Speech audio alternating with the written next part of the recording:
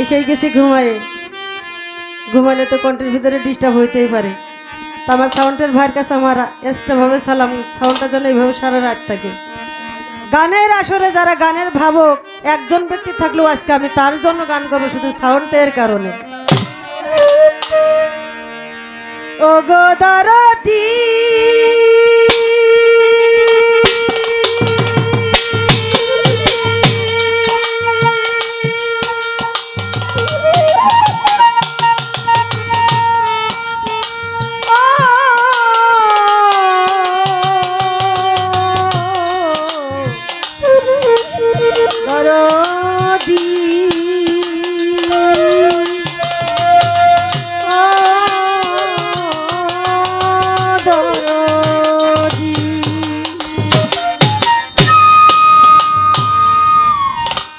সর্বপ্রথম যেহেতু আমি দাঁড়াইছি, যেহেতু আমি একটা লালনের দেশের মানুষ, এটা লালন গীতি গান না করলে দেশের ঐতিহ্যটা আর কি আমার কাছে ছোট ছোট লাগে। তা যাই হোক, আমি কষ্ট করে একটা লালন গীতি গান করি, তারপর আপনাদের এলাকার গান শোনানোর জন্য চেষ্টা করব। ধন্যবাদ সকলকে। ওরে যেখানে